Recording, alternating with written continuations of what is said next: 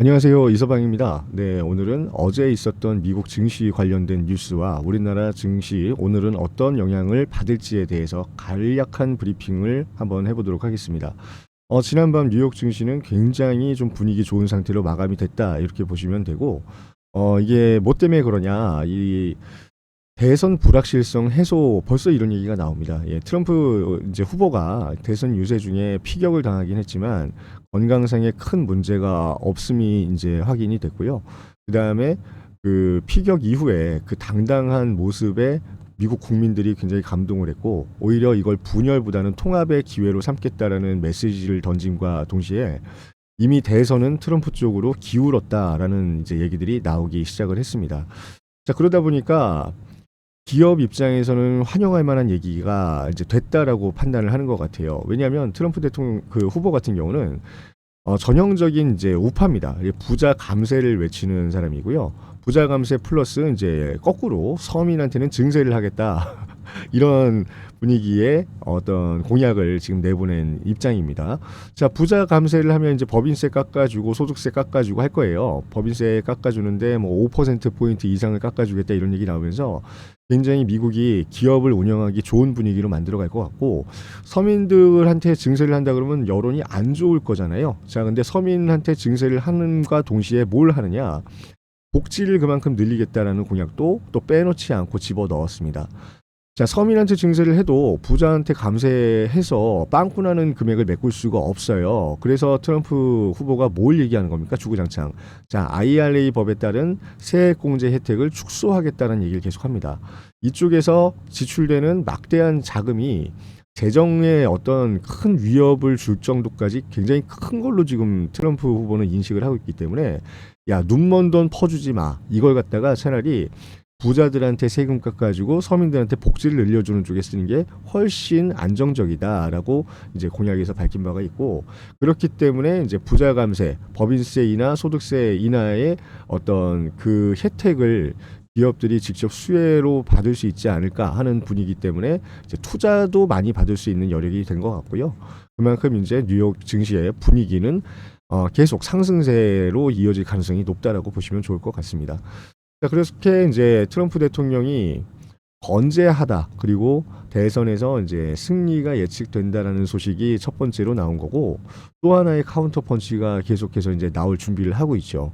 자, 제롬 파월 연준 의장이 3개월 물가 둔화에 굉장히 큰 확신을 갖고 있다. 자, 금리 인하 시점은 말을 못하겠지만 이렇게 얘기를 합니다. 말을 못하겠지만 대부분이 예측을 하는 게 이제 9월 달에 CPI 지수가 발표가 되면은 9월 중에는 금리를 인하할 것이다라는 얘기가 이제 정설로 받아들여지고 있습니다. 9월 달 이후에, 그러니까 더 늦게 인플레이션이 2%대, 물가 상승이 2%대로 찍혀 나올 때까지 기다리는 거는 뭐라고 얘기했냐면 금리 인하 시점 너무 늦다라고 얘기를 했어요. 그러니까 인플레이션, 그러니까 물가 상승률이 3%대 초반까지 내려왔다. 그리고 이때까지 계속 이 포인트가 줄어들고 있다는 얘기는 이런 추세가 이어지면 올해 연말까지는 무조건 2%대 물가 상승률로 진입을 할 거기 때문에 이건 확정된 사실이다. 내가 볼 때는 그렇게 확신하고 있다라고 얘기를 한 거고요.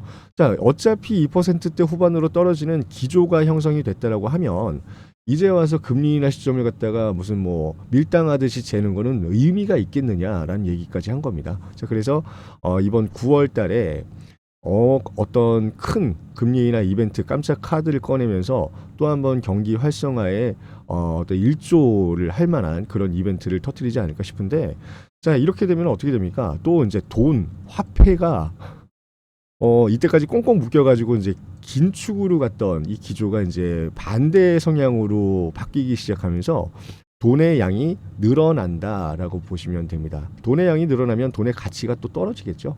네, 돈의 가치가 떨어진다는 얘기는 이때까지 잡혀가고 있던 물가를 약간 상승을 시킬 수 있는 가능성이 생긴다라는 거고요. 돈이 넘쳐나는 시장이 다시 한번 어느 정도 분위기를 타게 되면은 잉여 자금을 갖다가 뭘 하겠습니까? 사람들은 투자에 또 관심을 쏟으면서 큰 돈이 굴러가는 마중물 역할을 할 수가 있다라고 생각하시면 됩니다. 자, 이렇게 되면은 어떻게 됩니까? 실적이 담보가 돼 있고 그 다음에 우리가 이제 앞으로 더 큰 상향을 바랄 수 있는 이 매그니피센트 세븐 같은 그런 대장주에 우선 1차적으로 큰 자금이 몰릴 수 있는 부분이 충분히 예측할 수 있는 부분이다라고 볼 수 있고, 이런 대장주들 지금 몇 개가 딱 정해져 있잖아요.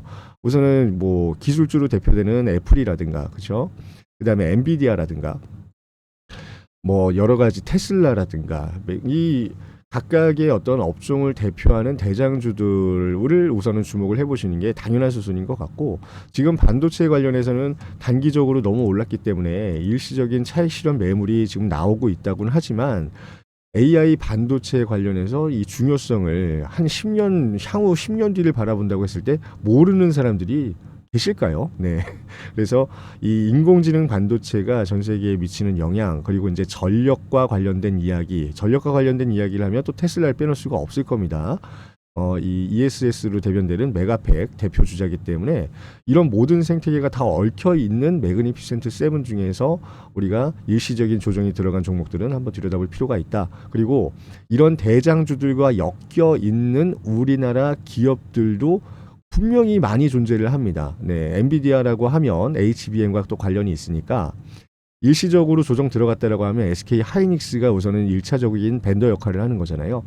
어제는 또 흉흉한 루머가 나오면서 SK 하이닉스가 약간 주춤하긴 했지만 결과적으로 엔비디아가 폭발적으로 살아나는 시점에 맞춰서 HBM 이슈를 타고 날아올 걸로 보이고, 삼성전자도 지금 총파업 이런 내홍을 겪고 있지만 이 총파업의 어떤 절차가 마무리되고 HBM 이제 납품 소식이 본격화가 되게 되면은 9만 전자를 넘어서 이제 10만 원 선 위쪽까지 터치를 할 수 있는 그런 여력을 갖고 있는 상황이기 때문에 이런 일시적인 조정에 우리나라 증시 영향을 받는다고 해서 크게 흔들릴 만한 일은 절대 아니다라는 거 말씀을 한번 드려보겠습니다.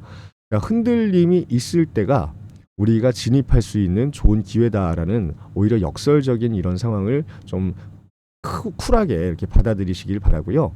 이런 조정이 있을 때 저점을 찾아서 어떻게 내가 큰 수익 볼 수 있는 기회를 잡을 수 있을지 저희 This is Stock 영상과 함께 여러분들 꼭 기회의 장, 좋은 진입의 장 찾아서 성공 투자하시기를 기대하겠습니다. 네, 감사합니다. 저는 이서방이었습니다.